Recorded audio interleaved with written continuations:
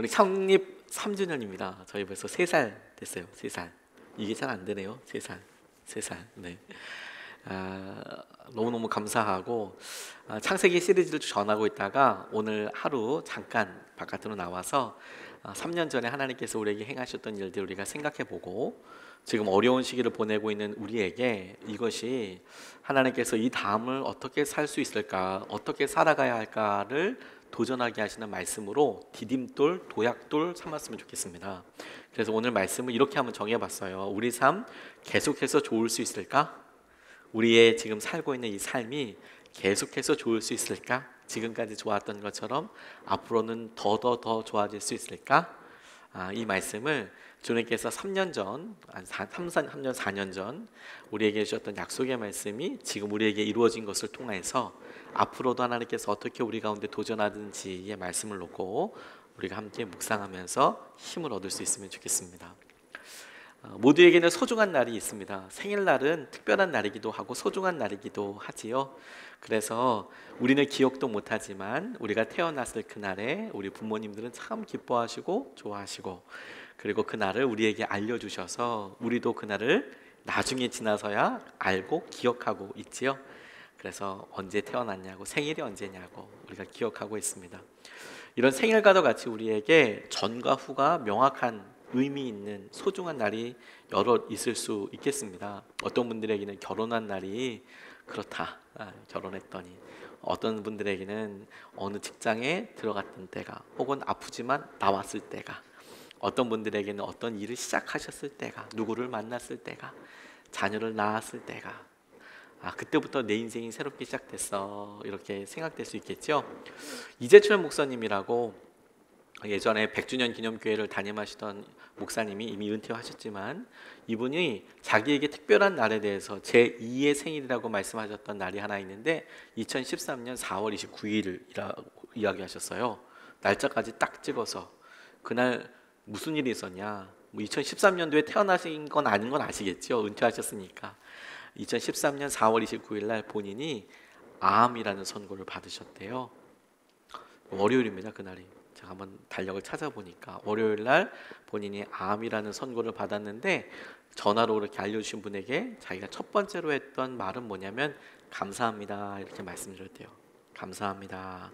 그리고 하나님께 본인이 감사드렸던 여러 이유들에 대해서 설명하게 됐는데 주님의 교회 그리고 여러 교회들을 거치면서 하나님께서 본인의 능력과 상황보다 정말 놀라운 은혜와 부흥을 허락하여 주셨는데 이제 자기의 삶의 마지막에 하나님께서 이 암이라는 것을 통해서 하나님을 더 붙잡게 하여 주시겠구나, 하나님을 더 의지하게 하여 주시겠구나 라는 것이 믿어져서 그렇게 생각되어져서 감사합니다 라고 고백도 할 수 있었고, 자기에게는 두 번째 생일이 됐대요. 첫 번째 자기가 태어난 날이 생일이고, 두 번째 내가 이 암이라는 것을 통해서 내 인생에 새로운 눈을 뜨기 시작한 날, 이런 날이 되었더라고 말씀하시더라고요.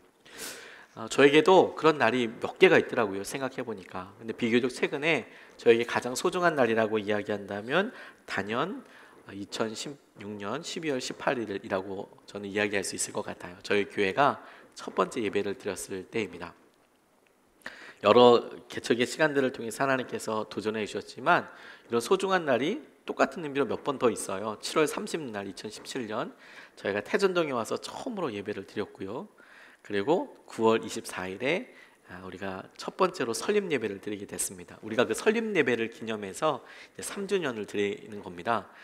성도님들이 모여서 우리가 어느 날을 기념할 거냐, 12월 18일 날을 설립 예배로 드릴 거냐, 7월 30일을 할 거냐, 아니면 9월 24일을 할 거냐 이렇게 하다가 설립 예배 드렸던 걸로 하자 이제 결정을 하고 이제 3주년을 지금 이제 기념해서 감사 예배를 드리고자 하는데, 하나님께서 지난 3년을 돌아보게 하시면서 이 코로나 시기와 딱 맞아들이게 하나님께서 우리를 증인 혹은 증거 삼아 주셔서 우리가 어떻게 나아가야 하는지 하나님이 이루신 일과 함께 우리에게 도전하신다, 저는 이렇게 붙잡게 됐어요. 그래서 감사 예배를 드린다, 창립을 했던 3주년을 기념해서 우리가 감사를 드릴 때 하나님께서 이것이 했던 것에 대한 감사뿐만 아니라 앞으로 이루실 일에 대한 고백도 되겠다라고 말씀해 주셨어요.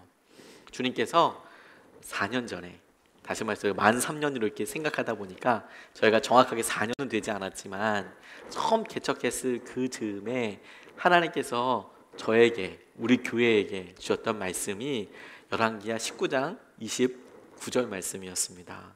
오늘 첫 번째 읽었던 본문 말씀인데요. 이렇게 나와 있습니다. 히스기야야, 너에게 증거를 보이겠다. 백성이 금년에 들어서 저절로 자라난 곡식을 먹고 내년에도 들에서 저절로 자라난 곡식을 먹을 것이다. 그러나 내 후년에는 백성이 씨를 뿌리고 곡식을 거둘 것이며 포도밭을 가꾸어서 그 열매를 먹게 될 것이다. 이렇게 말씀하셨습니다. 우리가 이렇게 좀 같이 고백해 볼까요? 은혜의 삶. 우리 온라인으로 함께 예배 드리시는 분들도 은혜의 삶 이렇게 한번 고백해 볼까요?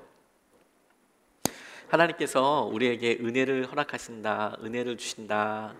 그 은혜라는 것을 처음에 떠올릴 때는 주님이 주신 것이니까 놀라운 선물, 주님께서 주시는 것이니까 놀랍게 좋은 거, 이제 이렇게만 막연하게 생각했는데요. 그런데 지나고 나니까 그 형태와 그 배경을 더 뚜렷이 알게 됐습니다. 자매들이 결혼하기 전에 아이들 보면 너무 예쁘잖아요. 예쁜 아이들 보고 아이고 나도 아이가 있었으면 좋겠다 이런 생각도 하지요. 정말 그렇기도 하고요.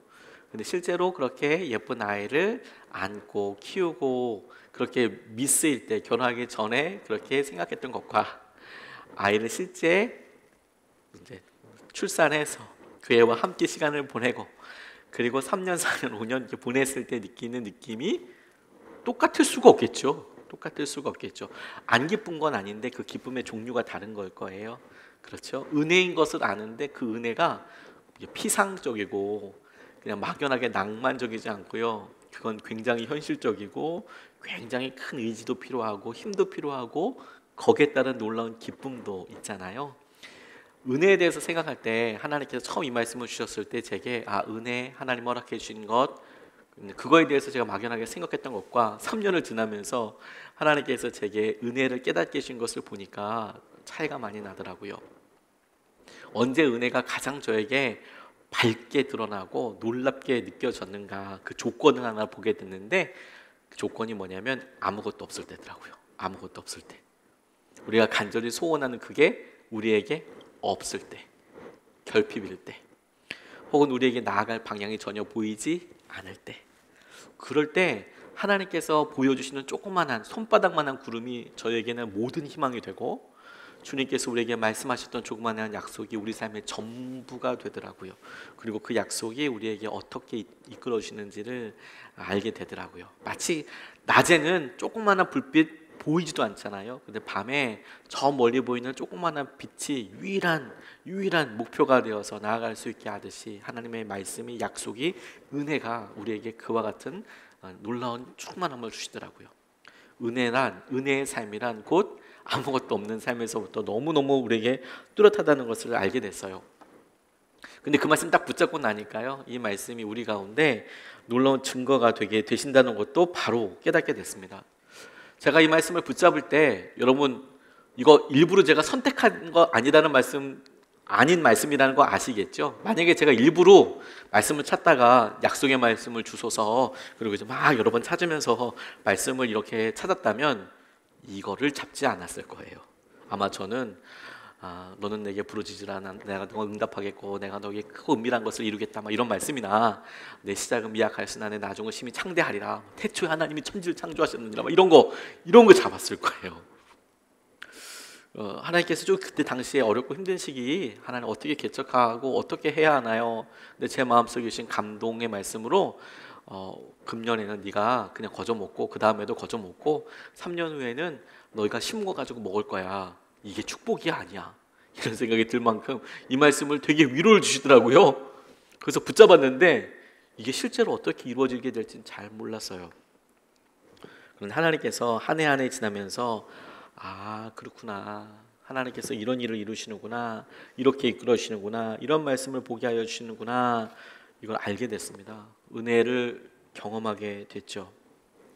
어저께 저희 교회에 파송 왔다가 가신 분들, 또 등록하셨다가 다른 교회로 파송 나가신 분들, 저희 그런 분도 계세요.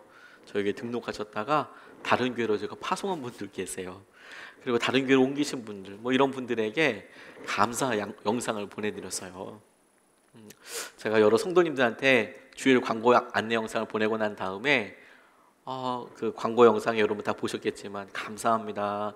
내일 창립 3주년 예배입니다. 이렇게 드리고 나니까 그래 한번 저희 교회 다니셨다가 돌아가신 분들이나 뭐 복귀하신 분들에게 감사 인사를 꼭 드려야겠다는 생각이 들어서 이제 녹화를 했어요. 시간이 많이 들어가지고 녹화를 해서 이제 정성스럽게 보냈습니다. 그랬더니 이제 답이 오시기도 하고 목사님 반갑습니다 이런 분들도 계시고, 근데 어떤 분은 목소리가 들리지 않는다고 도대체 어떤 놈이 이거 지금 녹화한 거냐고. 그 놈이 접니다. 이놈이 녹화를 해서 보냈어요. 근데 받으면서 되게 행복했어요. 받으면서도 정신 번쩍 차리게 되고. 그런데 그렇게 감사 인상을 보내면서 과거가 좋았다라는 이야기를 하고 싶은 게 아닙니다. 과거가 좋았다는 이야기를 하고 싶은 것이 아니고, 과거도 좋았지만 지금이 더 좋죠. 앞으로는 더 좋을 겁니다. 앞으로는 더 좋을 거예요. 그런데 왜 우리가 처음 시작했던 때를 기억하고 없었던 때를 기억하고 그 없었던 일 때문에 하나님께서 하신 일을 기억하냐면, 하나님께서 그 일을 통하여 우리와 함께 하신다는 것과, 그리고 이 일을 통하여 앞으로도 우리를 이끌어 주시겠다라는 것을 믿을 수 있는 놀라운 증거가 되기 때문에 그래요. 우리가 가지고 있는 놀라운 축복 중에 하나가 뭔지 아십니까? 교회를 아주 건강하고 행복하게 아주 짧은 시간이라는 3년 동안에 어떤 변화가 어떻게 있는지를 비교적 빨리 볼 수 있었다라는 거예요. 이게 무슨 말인가 하면요, 보통 아주 능력 있으신 분이 빵 개척했더니 뭐 갑자기 바바바바박 이렇게 되는 경우들도 있겠죠. 그럴 때는 거기 정신없이 시간이 지나갑니다. 우리 교회도 그렇게 될 때가 있을 수 있겠어요. 그런데 저희가 지금 한 3년 4년을 이렇게 보내면서 기도해서 하나님께서 이거 하나 해결해 주시고 이거 하나 넘어가게 하시고, 이런 40일 기도를 같이 하면서 그 기도했던 사람이 지금 여러분들 옆에 앉아 계시고 앞에 앉아 계시고, 그때 함께 어려움 당했지만 하나님께서 간증을 주신 분들이 그냥 우리 속회 모임 때 같이 나누는 사람이고, 그래서 하나님께서 우리 가운데 함께 하시는 기적의 순간들, 개입의 순간들이 멀리 떨어져 있는 게 아니라 우리 바로 주위에 함께 하고 있는 거구나. 그러니 우리가 여전히 주님의 길과 은혜대로 갈 수 있겠구나 라고 고백하고 바라보게 해주세요. 그게 진짜 큰 은혜이고 기쁨인 거죠. 그래서 믿어지게 하시는 거예요. 코로나19처럼 어려운 시기와 상황들을 만났을 때 하나님께서 우리에게 주시는 말씀이 얼마나 소중한가, 얼마나 이것을 통해서 이끌어 가시는 것을 보게 해주실까. 제가 이 말씀, 첫째에는 너희들이 땅에서 자란 거 먹고, 두 번째에 다시 땅에서 자란 거 먹고, 세 번째 해에 너희들이 심은 것을 먹고 그리고 그걸 거두면서 살게 되겠다는 이야기를 말씀에 그대로 이루어지고 적용되는 구절이 있다는 것을 알았어요. 그게 언제인 줄 아세요? 희년과 관련되어 있는 말씀입니다. 6년 동안 열심히 밭을 경작하고 살아요. 그리고 7년째 쉽니다. 그러면 7년째 쉬고 그게 7번 거치면 49번째 해가 되겠죠. 그리고 나머지 1년 더를 희년이라고 해서 또 그때도 농사를 짓지 않아요. 그러면 희년에 대한 묘사를 할 때 어떻게 나오냐면요, 안식년이니까 당연히 그 땅을 쉬어요. 그 땅에 나오는 거는 안 먹는 건 아니고 모두가 다 논아 먹는 겁니다. 자기 게 아니에요. 자기만 먹는 게 아니고 가난한 사람, 어려운 사람 같이 나눠 먹어요. 거저 먹는 거죠. 수고 안 하고 거기에 떨어져 있는 나달들이, 열매들이, 나무들이 자연스럽게 또 다른 열매와 씨앗을 내요. 그걸 다 같이 나눠 먹어요. 그게 안식년입니다. 그러면 땅도 지력을 회복해요. 그런데 이게 50번째 되는 해는 그걸 한 번 더 해요. 희년이라고 해서. 그때는 각각 고향으로 땅들을 사람들을 보내고요, 억눌렸던 사람들도 보냅니다. 종이었던 사람도 풀어줍니다. 돈을 줘서 그렇게 풀어주고 다 돌아가서 자기 땅에서 살게 합니다. 그럼 그 사람들도 준비가 되지 않았을 거 아니에요? 근데 그 땅에 왔을 때 전에 심어두었던 혹은 전에 거두지 않았던 또 다른 곡식과 나달로 그 사람들이 한 해 동안 또 살아요. 역시 그때도 원칙은 자기 거 아니에요. 이 땅에 나한테 돌아왔다고 해서 나만 홀로 야곱야곱 먹는 게 아니라 주위 어렵고 가난한 사람들이랑 다 같이 나눠 먹어요. 먹는 사람 입장에서는 은혜로 거저 주신 것이지요. 그리고 한 해가 더 지나야 비로소 다시 땅을 경작하고 다시 나누는, 다시 자기의 삶으로 이끌어가는 것이 되겠습니다. 이게 되게 희년이 이때까지 역사적으로 실제로 지켜진 적은 한 번도 없대요. 역사적으로 봤을 때는. 하지만 하나님께서 이 말씀을 통해서 우리에게 그걸 깨닫게 해주시는 것 같았어요. 아, 우리가 희년을 살고 있는 셈이 됐구나. 어려운 시기에 하나님께서 당신의 말씀을 통하여 우리에게 이끌어 주시는 이 내용을 통하여 우리가 뭘 알 수 있냐면, 아, 어려운 이 시기, 힘들다고 하는 이 시기가 사실은 하나님께서 우리의 믿음의 지력을 회복하시고 우리의 삶의 믿음의 능력을 키우시는 희년의 때를 우리가 지금 살고 있는 거구나. 그리고 내년에는 그렇지 않겠구나. 더 놀라운 하나님의 계획과 믿음으로 살 수 있겠구나. 이 3년 지나고 하나님께서 말씀을 주신 것에 대해서 이렇게 다시 나누는 것에 대해서 좀 고민을 하긴 했어요. 그런데 먼 미래를 생각해 보니까 10년 후에 20년 후에 오늘이 참 되게 의미 있는 의미 있는 날이 될 거라고 생각하게 됐어요. 왜? 하나님께서 처음 주신 약속의 말씀을 이루셨는데 그게 지금 보고 있는 저와 여러분들이거든요. 하나님께서 이렇게 이루셨어요. 코로나19 때문에 조금 저희가 아쉬운 것도 있습니다. 올해 초에 매주마다 새로운 새가족들이 계속 교회에 오시고 등록도 하고 방문도 많이 하셨거든요. 그런데 이제 비대면 온라인 예배를 드리고 나서 거짓말처럼 다 이제 숨어서 예배를 드리고 계세요. 아마 지금 온라인으로는 예배를 드리고 계실 텐데 등록도 받습니다. 등록하시면 됩니다. 온라인으로 신청하실 수 있으십니다. 그런데 여러분, 그런 일들 통해서 잠깐 안 보이게 됐지만 저는 더 그래서 분명히 보여지더라고요. 왜? 은혜가 언제 더 명확하냐? 아무것도 없을 때 명확하더라. 아무것도 없을 때 명확하더라. 또 가장 힘들고 어려웠을 때 보니까 그때가 희년의 때더라. 하나님의 은혜가 가장 놀라웠을 때, 하나님의 역사하심이 가장 축복이었을 때, 그때가 가장 어려운 때이지만 희년이더라. 그러니까 우리가 그 시기들을 넘어왔고 혹은 우리 가운데 어려운 시기를 겪고 있다면 그냥 믿음으로 주저없이 지금이 희년의 때구나. 그리고 지금 이런 때를 보내고 있는 이유는 하나님께서 우리의 믿음을 다시 회복시키기 위한 것이구나 라고 믿을 수 있게 되는 거거든요. 그래서 우리가 그 은혜를 누리면서 바라보면서 살 수 있게 되는 겁니다. 그런데 여러분, 이렇게 주님께서 이루신 우리 교회, 지금 우리가 증거이고 우리 교회가 증인이고 증거잖아요. 그러면 이 믿음 가지고 주님이 함께 해주시겠다라는 거 우리가 알았는데, 그런데 하나님께서 오늘 하신 마지막 그 말씀에 우리가 조금 더 귀를 기울이고 주목하고, 그래서 오늘서부터 어떻게 살 것인가에 대해서 믿음으로 취하고 싶어요. 마지막에 뭐라고 말씀하시면, 우리가 심은 것 가지고 씨를 뿌리고 곡식을 거둘 것이며 포도밭을 가꾸어서 그 열매를 먹게 할 것이다, 이렇게 말씀하셨잖아요. 우리가 직접 씨를 뿌리고 곡식을 거두고 포도밭을 가꾸어서 그 열매를 먹게 하실 것이다, 이렇게 말씀하셨을 때에 우리가 씨를 뿌리는 거구나. 그럼 올해 앞으로 우리가 믿음으로 어떻게 나아가야 할까요? 라고 질문할 때 하나님께서 씨를 뿌리는 거잖아. 다시 희년을 지나고 첫 번째부터 시작되는 거잖아. 그러면 다시 하나님께서의 은혜를 따라서 우리가 함께 나아가는 거잖아. 열심으로 가꾸고 뿌리면 되는 거잖아. 너무 단순하게 이렇게 말씀해 주시더라고요. 그래서 자연스럽게 오늘 시편 126편을 붙잡게 됐어요. 상황도 상황이니까. 이렇게 나와 있습니다. 5절 6절 말씀을 보면, 눈물을 흘리며 씨를 뿌리는 사람은 기쁨으로 거둔다. 울며 씨를 뿌리러 나가는 사람은 기쁨으로 단을 가지고 돌아온다. 이렇게 말씀하고 계시잖아요. 하나님께서 뿌리는 삶, 심는 사람에게 약속하신 기쁨이 있어요. 우리 온라인으로 예배드리시는 분들 이렇게 한번 고백해 볼까요? 씨 뿌리는 기쁨, 씨를 뿌리는 기쁨이 있어요. 씨를 뿌리는 사람들만 얻게 되는 거거든요. 이 말씀을 이해하는 데에는 이스라엘의 기후와 날씨를 조금 살펴볼 필요가 있습니다. 이스라엘은 좀 길게 이루어져 있어요. 좀 길게 이루어져 있어서 맨 위는 단이고요, 맨 밑에는 부엘세바라고 불리는 곳입니다. 이 단 위쪽은요 고원지대예요. 산들이 많이 있어요. 높은 산들이.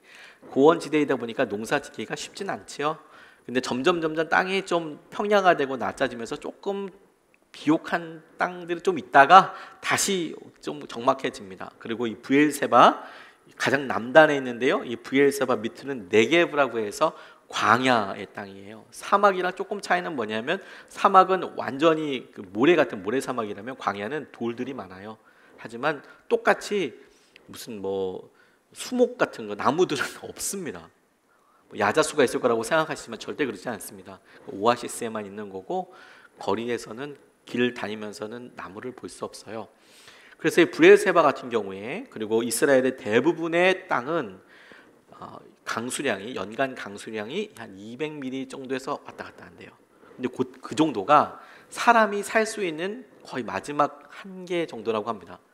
강수량이 뭐냐면 비 오는 거예요. 비가 와야 먹고 살잖아요. 물을 마시잖아요. 그러니까 거기에 오아시스도 생길 수 있고 우물도 생길 수 있지 않겠습니까? 그러니까 한 200mm는 와야 사람이 거기 살 수가 있는 거예요. 안 그러면 물이 없어서 못 살아요.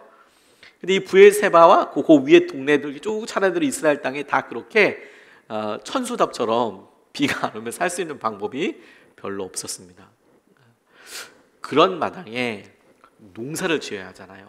농사를 짓는데 비가 오면 다행이지만 비가 오지 않으면 아무런 곡식을 얻을 수 없는 거예요. 그런 일이 비일비재한 겁니다. 가뭄이 그렇게 심했습니다. 그러니 곡식을 안 심을 수는 없지만 심으러 나갈 때 그 농부들이 이걸 심어야 되나 말아야 되나 고민하면서 씨앗을 뿌렸대요. 그래서 울면서 씨를 심는다라는 표현이 나온 겁니다. 그걸 그대로 가면서 우리에게 적용을 할 수 있게 됐어요. 코로나19로 인하여서 요즘 우리의 삶이 굉장히 제한적이죠. 건강도 그렇고요, 재정도 그렇고요, 시간도 그렇고요. 무엇보다도 사람들을 만나지 말라 하잖아요. 그러니까 할 수 있는 일들이 거의 줄죠. 여러분들 영혼의 건강은 괜찮으십니까? 마음의 건강은 괜찮으십니까? 혼자 있을 때 제일 많이 준비해야 될 게 뭐냐, 조심해야 될 게 뭐냐면 우울감이에요. 혼자서 드는 공상을 쉽게 생각하면 안 됩니다. 빨리 내려놔야 합니다. 공상이 들 때 쓸데없는 생각이 꼬리에 꼬리를 모아서 이뤄질 때 빨리 내려놔야 합니다. 그리고 도움을 요청하셔야 돼요. 전화하셔서 속장님이나 다른 분들이랑 수다라도 떠셔야 됩니다. 그 공상이 그 다음으로 이어지지 않도록 하셔야 돼요. 빨리 고리를 끊어야 돼요. 그런 생각도 우리에게 막 있는 거예요. 지금 코로나19로 인하여서 뭘 할 수 없어. 그러니까 막 자존감이나 이런 마음이 막 있죠. 할 수 있는 게 없으니까 자존감이 무너져요. 재밌는 통계 같은 거 보니까 여성들, 자매님들이 집에 있을 시간도 많아지고 가뜩이나 경제활동이라는 게 어려운데 더더더 어려워지고 그러니까 마음속에 우울감 같은 게 아주 많다고, 그래서 안타까운 일들도 많이 일어난다고 이렇게 이야기하더라고요. 반대로요, 학생들 같은 경우에 중고등학교 학생들 같은 경우에 자퇴율이 거의 없대요. 애들이 학교를 안 가니까 뭐 자퇴할 일이 없는 거예요. 뭐 학교 안 가니까 막 이렇게 됐다 하더라고요. 이걸 좋은 일인지 나쁜 일인지 모르겠지만 생각이 막 그렇게 어렵고 힘들어지죠. 그럼 이럴 때 뭐 해야 돼요? 우리가 말씀으로 바로 적용할 수 있어요. 이때 무조건 심어야 될 때인 거예요. 아니 지금 이거 먹고 살 때도 없고 힘든데 지금 우리가 운신하기가 조금 더 힘든데 도대체 뭘 어떻게 심으라는 겁니까? 근데 심는다는 것 자체가 우리에게 엄청난 희망과 은혜를 줍니다. 한비아 씨가 지도 밖으로 행군하라라는 책에 이런 이야기 에피소드 하나를 써놓으셨어요. 이분이 구제기관에서 구호기관에서 활동하셨거든요. 아프리카에는 못 사는 나라들이 많지만 못 사는 동네들도 아주 많습니다. 부족들로 이루어져 있으니까 나라가 있지만 그 나라가 그 부족들을 다 책임지는 것은 아니에요. 그러다 보니까 저 두메 산골이라고 그래야 되나요? 정글 한가운데 있는 그런 나라들은 음식이 없어서 죽는 경우들이 많아요. 그리고 뭐 아프리카뿐만 아니라 동아시아 쪽에도 좀 고산지구나 뭐 네팔이나 이런데 부탄 이런데 위에 올라가면 그냥 가뭄이나 이런 것 때문에 힘든 사람들 정말 많습니다. 근데 구호 활동을 하다 보니까 돌아다니다 보니 이런 일을 만나게 된 거예요. 구호 자금이 한정적일 수밖에 없잖아요. 도와야 될 사람은 엄청 많은데 재정은 늘 한정적이죠. 이제 그러다 보니까 안타까운 경우가 어떤 경우냐면 이 지역을 전부 다 도우면 좋은데 전부 다 돕지 못하고 어느 마을까지는 돕고 그 옆에 있는 마을은 못 돕는 경우들이 있대요. 어느 대륙, 어느 나라를 전부 다 도우면 좋겠지만 그렇게 할 수 없잖아요. 이제 그럴 경우에는 뭐 선착순으로 하는 것도 아니고 정말 안타깝게도 선별을 할 수밖에 없는 거예요. 얼마나 힘든 사람이 있는지 뭐 이런 걸 잘 한 다음에 이 마을은 돕고 이 마을은 못 돕게 되는데 도울 때도 뭐 엄청난 걸 돕는 건 아니고요. 이 구호단체에서 씨앗을 줬대요. 씨앗을 심을 수 있도록. 그리고 이 동네는 이 마을에는 씨앗을 주고 이 마을에는 그것도 못한 거예요. 씨앗을 줬다는 건 뭐냐면 그 씨앗으로 먹으라고 한 게 아니고 땅에 심으라고 줬다는 겁니다. 그러니까 그 사람들도 실제로 먹을 것은 쌀 한 톨, 밀 한 톨 없었던 거예요. 그냥 받은 그 씨앗을 그대로 땅에다가 심었어요. 그런데 1년 후에 엄청난 차이를 보게 됐다는 겁니다. 그 지역이 엄청난 가뭄이 있었대요. 비가 한 방울도 안 왔대요. 놀랍게도. 그러니까 이 씨앗들이 싹도 못 틔운 거예요. 그러니까 뭐 싹이 나서 말라 죽었다 뭐 이런 수준이 아니라 아예 싹도 못 틔운 거예요. 그러니까 심어놨는데 그걸 뭐 다시 찾아가지고 씨앗 먹겠어요? 어떻게 하겠어요? 그냥 씨앗 그냥 그대로 그의 농사 끝난 거죠. 그냥 아무것도 싹도 못 틔우고 다 그냥 끝난 거죠. 그냥. 그런데 차이는 결과에 있었답니다. 뭐냐? 씨앗을 심어놓은 사람들 그 마을과 그 부락에는 굶어 죽는 사람이 아무도 없었대요. 그런데 씨앗을 못 심고 그냥 똑같이 굶었는데 다른 마을에는 많은 사람들이 아사하게 굶어 죽었다라는 거예요. 근데 겉에서 봤을 때는 차이가 없어요. 왜냐하면 어차피 여기도 씨는 심었지만 움도 안 떴어. 움도 씨앗도 이것도 안 떴어. 싹도 안 났어. 그러니까 여기도 음식이 없고 여기도 음식이 없는데 차이가 있다면 여기는 씨를 심었다는 것 하나, 소망 하나, 그 행동 하나, 그것 자체가 1년의 가뭄을 능히 넘어설 수 있는 놀라운 생명력이 되더라. 씨를 뿌리는 사람은 반드시 기쁨을 가지고 와요. 그게 하나님께서 우리에게 예비하신 은혜이고 기쁨이죠. 저는 그렇게 믿습니다. 저 어린 나이고 아주 젊은 나이이지만 제게 하나님께서 이것을 알려주신 적이 있어요. 선화목적에서 목회할 때 너무 기쁘고 행복했거든요. 목사님도 좋고 동료 목사님들도 좋고 저와 함께하는 권사님, 지사님, 장로님도 너무너무 좋으신 분이고 그리고 연차가 계속되다 보니까 나름 그 일에 익숙해지는 거예요. 여러분 그 일 아세요? 군대 가 있는 형제들도 이병, 일병 때는 겁나게 고생하지만 상병 때서부터는 좀 나아요. 좀 풀어진다고 그래요. 사업도 마찬가지고 직장도 마찬가지 아닌가요?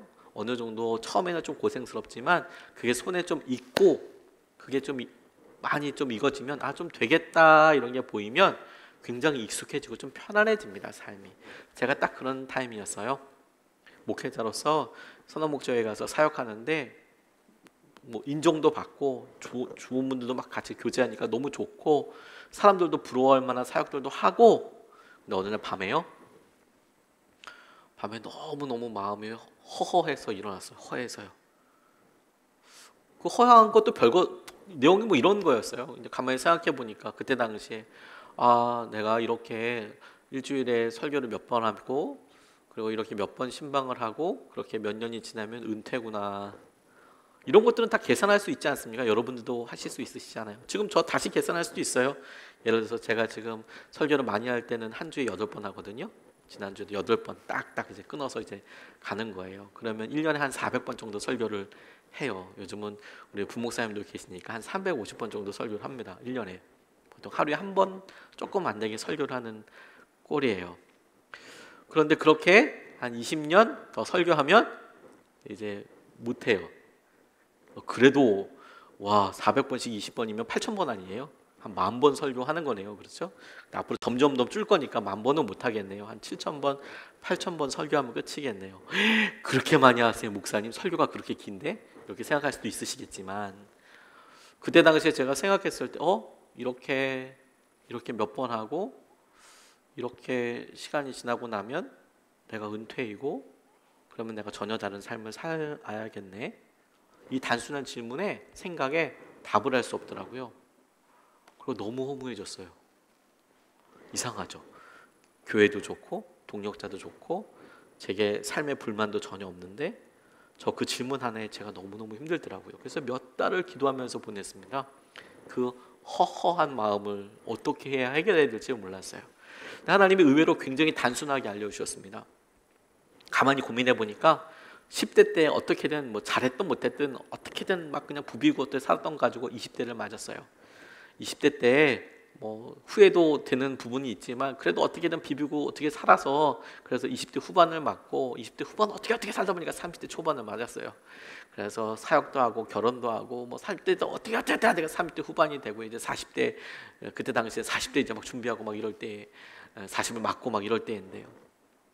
근데 가만 보니까 10대 때 심었던 가지고 20대 먹고 20대 심었던 가지고 20대 후반 맞고 20대 후반에 심었던 가지고 30대 맞고 30대를 맞아서 열심히 한 것 가지고 지금까지 왔는데 내 삶은 이렇게 편해지고 이렇게 좋은데 내가 왜 이렇게 허무할까? 주님이 제게 깨닫게 해주신 답은 뭐냐면 내가 지금 50대, 40대 후반, 60대 이럴 때를 위해서 심지 않고 있기 때문에 그렇구나. 그래서 제가 본능적으로 본질적으로 아는 거예요. 아, 내가 심지 않으니 거둘 게 없다는 것을, 기대할 게 없다는 것을 내가 아는 거구나. 그래서 뭐든 시작해야 된다고 생각하게 됐어요.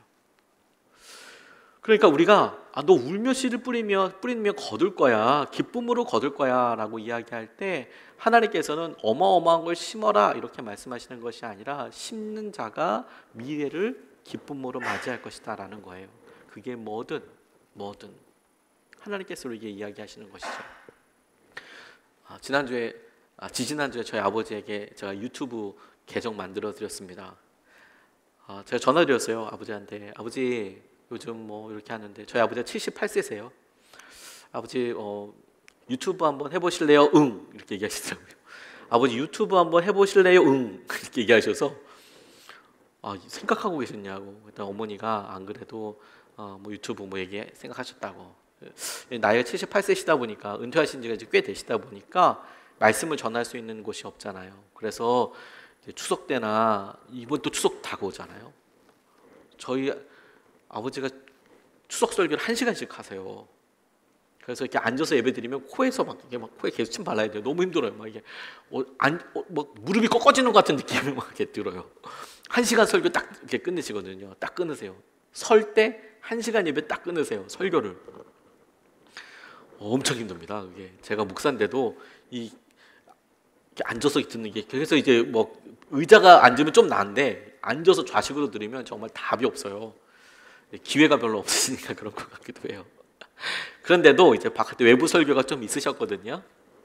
근데 이제 코로나 때문에 그것도 못 나가시는 거예요. 그러니까 이제 본인이 건강도 열심히 준비하시고 열심히 이렇게 하시는데 설교할 기회가 없으니까 너무 이제 위축도 되고 그러시나 봐요.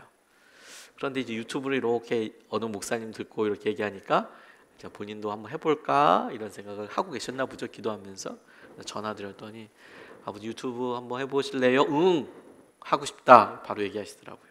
그래서 인터넷으로 요즘은 뭐 인터넷으로 다 주문할 수 있잖아요. 아버지 댁으로 아주 간단한 가성비가 있는 뭐 유선 마이크 뭐 이런 거 삼각대 핸드폰으로 하실 수 있도록 이렇게 보내드렸어요. 그리고 설치하실 수 모르니까 이제 제가 또 갔어요. 가가지고 이제 설치하고 알려드렸더니 정말 열심히 배우시더라고요. 그래서 요즘 저한테 생전 연락 안 하시던 분이 연락을 엄청 많이 하세요. 이거 어떻게 하는 거냐 막 물어보시고 심지어 저한테 화도 내세요. 왜 안 되냐. 아버지 이게 뭐 저도 그걸 알고서 하는 건 아니고 저희 목사님이나 전도사님이나 간사님한테 물어보고 대답해 드리는 건데 그런 건 얄짤없고 막 이제 막 얘기하시죠. 그리고 막 컴퓨터가 안 좋은 것 같아. 컴퓨터가 성능이 안 좋다. 막 이제 얘기하시고, 그 컴퓨터 어떻게 해야 되나 이제 막 그런 생각이 들 정도로 열심을 갖고 하세요. 하나 바뀌었을 뿐이거든요. 근데 알았어요. 우리 아버지에게 80대를 꿈꿀 수 있는 게 생겼구나. 지금 심어서 80대에 있을 수 있는 게 생겼구나. 그게 엄청난 차이가 나는 거구나. 엄청난 차이가 나는 거구나. 우리가 개척교회 예수님의 사람들 교회를 이렇게 섬기면서 누렸던 은혜가 뭔지 아세요? 어떻게든 심을 수밖에 없는 자리에 있었던 거예요. 그랬더니 그것이 열매가 되는 것을 비교적 빠른 시간 안에 봤죠. 보통 우리가 심는 것을 어떤 열매 형태로 보는 것은 큰 교회일수록 좀 더 힘든 것 같아요. 그러니까 예를 들어서 저희가 어려운 형편에 고백해서 드리는 헌금들이 교회 안에서 당연히 다 은혜롭게 쓰임 받거든요. 다 큰 교회도 다 똑같이 은혜롭게 쓰임 받지만 그걸 피부에 느끼게끔 이렇게 하기 조금 어려운 것 같아요. 조직이 크다 보니까. 근데 이제 교회가 좀 작고 우리가 뭐 어떻게 해요? 이런 거 같이 우리 함께 해봐요. 그러면 바로 이제 저희가 그 다음 주에, 그 다음 주에, 한 달 안에 알게 되는 경우들이 많이 있잖아요. 아, 심는 게 너무너무 중요한 거구나. 심는 게 우리의 마음의 중심을, 아, 주님께서 그래 처음에 은혜로 광야처럼 먹지만 너희들이 심어서 걷게 되는 그 해에 우리가 마음을 다잡고 해야 될 것은 무엇이냐면, 어렵고 힘들고 두렵더라도 심어야 하는 거구나. 심어야 하는 거구나. 심어야 하는 거구나. 지난주 금요일 날이 저희 40일 특별 새벽 기도에 올해 제 4차 40일 특세 마친 날이었습니다. 이제 세봤어요. 개척하고 나서 세보니까 20차 맞췄더라고. 20차. 첫 번째 40일 특세 끝나고 2차는 절대 하지 말아야지 쪽에 좀 생각에 가까웠어요. 너무 힘들었거든요. 되게 힘들었어요. 그런데 주님이 기도하는데 제게 물으셨어요. 너 날마다 특별한 날이 있는 거 믿냐? 예, 주님. 근데 왜 안 하냐? 아, 그렇군요, 주님. 그래서 이제 시작했어요. 그래서 한 번 하고 40번 하고 다시 하지 말아야지 하고 2차 하고 이제 알아야지 그러고 이제 3차 하고 한 번만 더 해볼까 4차 하고 5차 하고 그렇게 해서 20차까지 왔더라고요. 근데 우리 주위에 여러분 그렇게 기도하면서 우리의 어려운 문제들이 넘어서 보는 경험을 하기도 하고요. 교회에서 함께 기도했던 일들이 이렇게 응답되는 걸 보기도 하고요. 그런 일들이 우리 가운데 있었어요. 그래서 그렇게 뭐 엄청난 일, 어떤 결과 여기에 집중하자는 게 아니라 그렇게 20차 동안 특세를 인도하면서 3년을 딱 지났더라고요. 그리고 하나님께서 우리에게 어떤 것을 열매로 맺게 하셨나, 어떤 것이 결과로 거두게 해주시고 우리에게 무엇이 남았나 라고 보니까, 아, 어떤 어려운 경우에도 기도는 계속될 수 있고 주님께서 그렇게 기도하는 것을 통하여서 주님이 예배하신 열매도 항상 있게 되는 거구나. 40일 특세 할 수 있잖아요. 우리가 언제든지 코로나 있어도 40일 특세는 하는 거 아닙니까? 뿌리는 사람에게 열매가 있어요. 그러니까 하나님께서 우리에게 영적으로 어떻게 해야 할지를 분명히 알려주시는 것이죠. 그리고 오늘 이 본문 말씀에서 우리가 은혜와 축복으로 하나 더 붙잡아야 될 말씀이 있습니다. 그게 뭐냐면 뿌리는 사람, 그 뿌리는 사람 은혜의 주인공이 되는 거예요. 우리 한번 이렇게 고백해 볼까요? 은혜의 주인공이 되자. 은혜의 주인공이 되자. 시편 126편 5절 6절 말씀을 아까 읽었는데 한 번만 더 읽어보면요. 눈물을 흘리며 씨를 뿌리는 사람은 기쁨으로 거둔다. 울며 씨를 뿌리러 나가는 사람은 기쁨으로 단을 가지고 돌아온다. 제가 처음에 주목했던 것은 눈물을 흘리며 기쁨으로 거둔다라는 거였어요. 그런데 두 번째 주목하게 된 건 뭐냐면 눈물을 흘리며 씨를 뿌리는 사람은 거둔다. 울며 씨를 뿌리러 나가는 사람은 단을 가지고 돌아온다. 씨앗이 기쁨이 되는 것이 너무 놀라운 은혜였다면 두 번째는 뭐였냐면 그 뿌린 사람, 뿌리러 나간 사람이 거둔다라는 거예요. 이게 묵상하고 묵상할수록 얼마나 놀라운 은혜인지 몰라요. 얼마나 놀라운 은혜인지 몰라요. 당연해 보이지만 이거 놀랍습니다. 왜냐 여러분. 저 뿌리기는 했지만 자기가 뿌린 거 거두지 못하는 사람 정말 많이 봤어요. 무슨 말인지 아세요?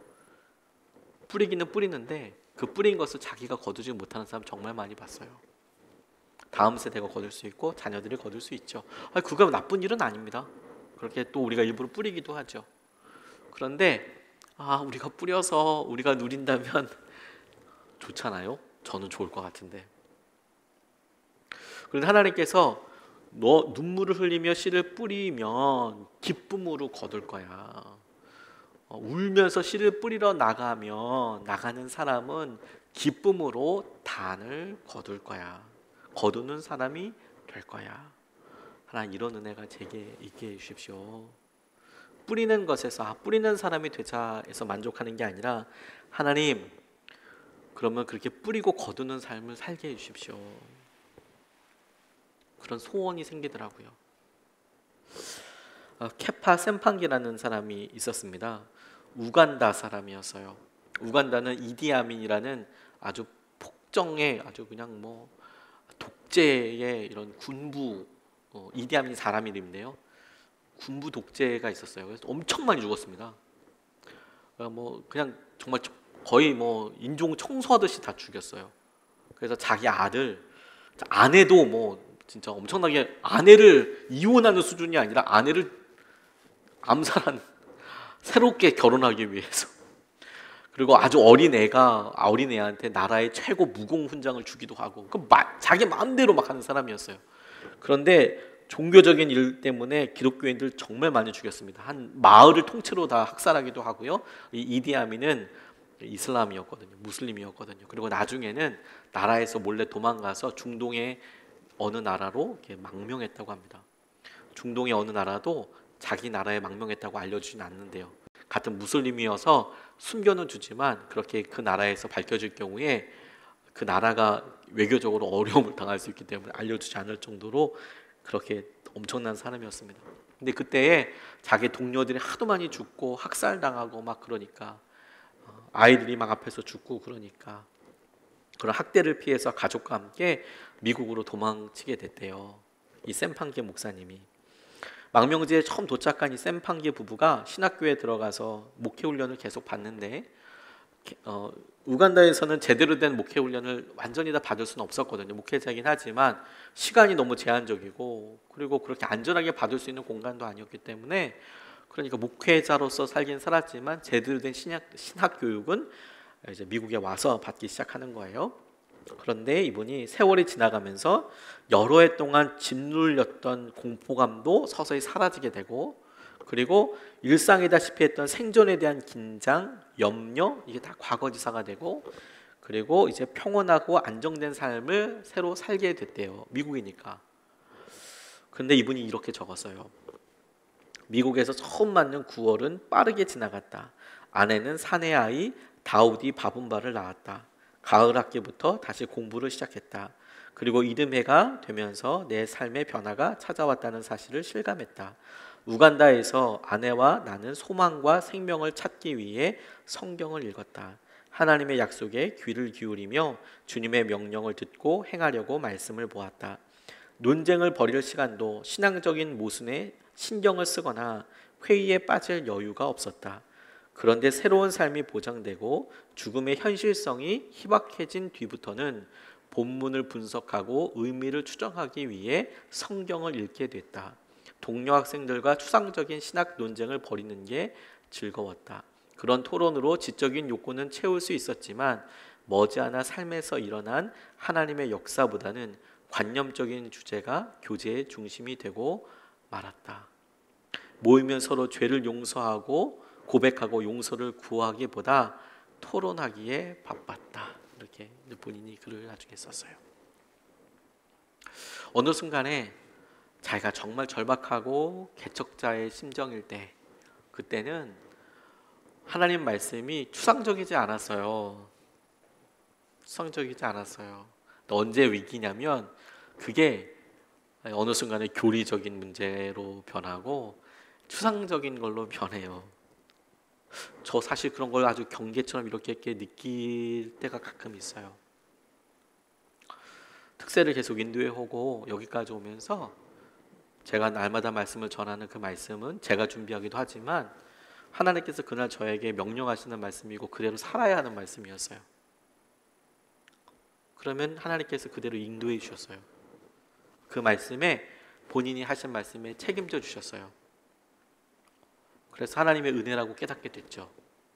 또 어느 순간에요, 우리 교회가 점점 지켜야 될 것처럼 이렇게 모이는 것들이 막 있어 보이기 시작하는 거죠. 저는 여전히 개척교회라고 생각을 하지만 뭐가 없어요 주님 이렇게 절박하게 기도할 때는 그날 전혀 상관없을 것 같던 이 본문과 땅이 막 연결이 되고 하나님 땅을 주시는군요 막 이렇게 믿게 되고 막 그렇게 되는데, 근데 뭔가 더 있고 뭐가 있게 될 때는 믿음이라는 것은 오늘 내게 살아서, 이 말씀이 내게 살아서 꽂히듯 다가오는 말씀이 아니라 이 말은 묵상해야 될 멀리 있는 그런 말씀처럼 여겨지게 되는 때가 있죠.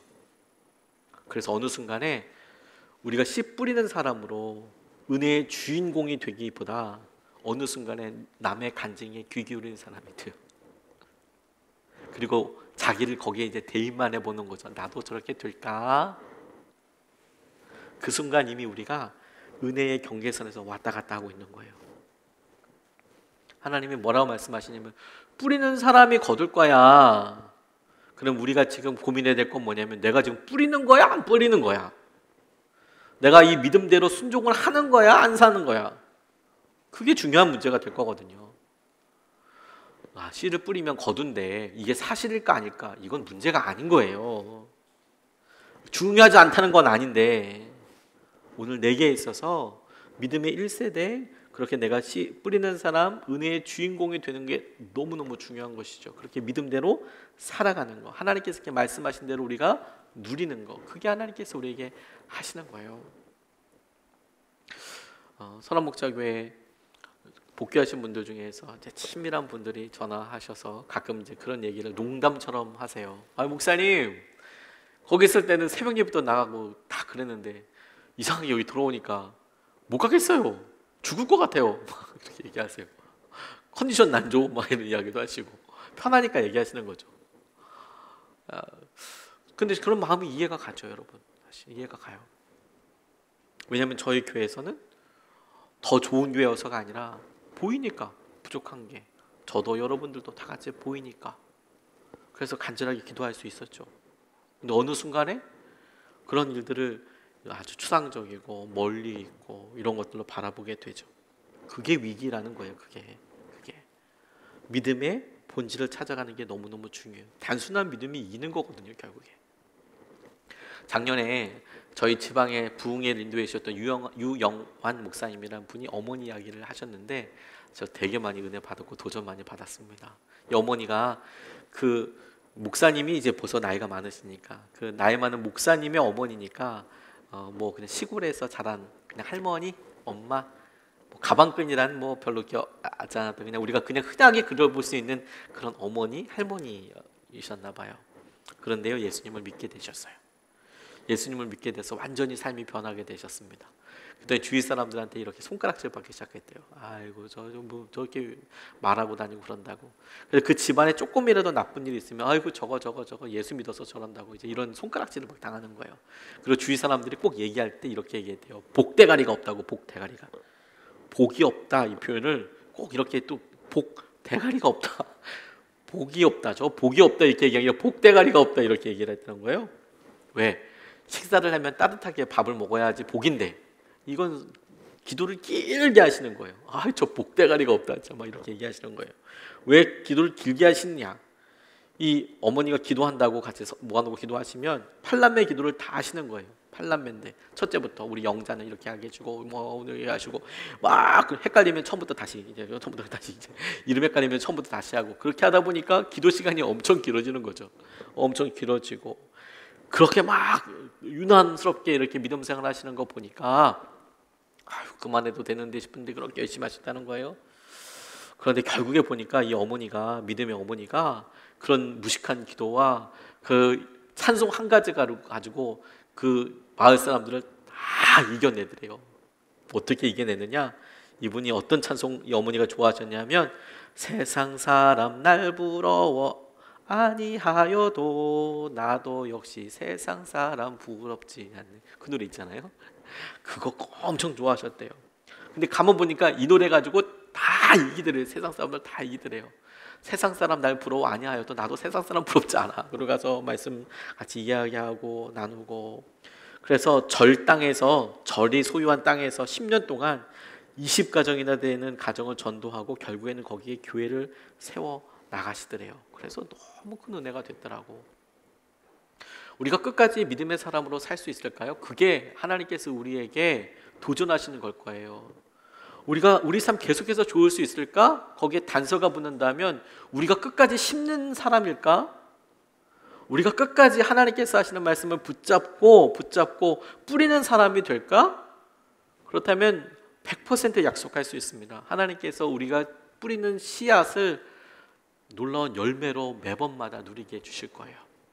속지 마세요. 오늘 심은 거 내일 걷는 건 분명히 아니에요. 그런데 여러분 하나님께서 우리가 뿌리는 씨앗을 우리가 거두게 하신다면 우리가 작년에 우리가 3년 전에 심었던 씨앗을 우리가 내년에 아니면 오늘 아니면 5년 후 10년 후 하나님께서 어마어마하게 거두게 하여 주실 거예요. 그러니까 우리는 끊임없이 뭘 해요? 우리는 뿌리는 사람이 돼요. 우리는 믿음으로 그 일을 살아가는 사람이 돼요. 그게 은혜예요. 제가 이런 말씀 나누는데 하나님께서 이번 주에 저에게 약속의 말씀처럼 또 하나 말씀 주신 게 있어요. 이사야서 62장 1절 말씀에 이렇게 이야기하셨더라고요. 시온의 의가 빛처럼 드러나고 예수님의 예루살렘의 구원이 횃불처럼 나타날 때까지 시온을 격려해야 하므로 내가 잠잠하지 않겠고 예루살렘이 구원받기까지 내가 쉬지 않겠다. 저 이 말씀 붙잡고 너무 행복했어요. 우리가 구원받기까지, 우리가 온전히 변할 때까지 하나님께서 우리를 격려해야 하므로 잠잠하지 않겠고 우리가 온전히 구원받을 때까지 쉬지 않으시겠다. 아멘. 아버지 하나님, 주님께서 우리가 뿌리는 씨앗에 대해서 열매를 거두게 하시고 은혜와 충만한 것들로 우리의 삶에 이끄시고 인도하여 주실 줄로 믿습니다. 우리 창립 3주년으로 우리가 함께 오늘 이 예배를 드리면서 하나님께서 저와 여러분들을 교회로 부르셨잖아요. 교회가 되라고 부르셨잖아요. 이 건물이 아니라 우리 연약한 이런 모습 가운데 이 모습이 교회의 하나 돼서 우리가 예수 믿는 사람들 교회 아니었으면 찬양기도 하고 있겠어요? 예수 믿는 사람들 교회가 아니면 뭐 중보기도 하겠어요? 우리가 지역장 하겠습니까? 속장 하겠습니까? 예수 믿는 사람들 위해서 이런 형편 아니면 이 바쁘고 이 어려운데 제자 훈련 하겠어요? 그런데 이런 시기를 겪고 있잖아요. 그래서 당연한 거지, 힘든 거지, 이게 뭐야가 아니라 그렇구나, 하나님께서 이 자리로 부르셔서 이 자리에서 할 수 있는 믿음의 도전을 하시고 우리가 지금 다 뿌리고 있는 거구나. 한 방향으로 지속적인 순종, 그것이 열매를 거두게 하는 거예요. 뿌리는 거예요. 밭을 일구는데 계속 바꿔봐요. 그게 무슨 열매가 있겠어요. 이번에 심고 다시 다음에 또 심고 또 심고 또 심고 또 심고 또 심고 또 갈고 또 갈고 또 갈고 또 갈고 또 뿌리고 또 뿌리고 또 뿌리고 또 뿌리고 하나님께서 놀라운 열매를 주실 겁니다. 우리가 그런 아름다운 밭이 되도록 기도하면 좋겠는데 우리 찬양하고 같이 기도하겠습니다.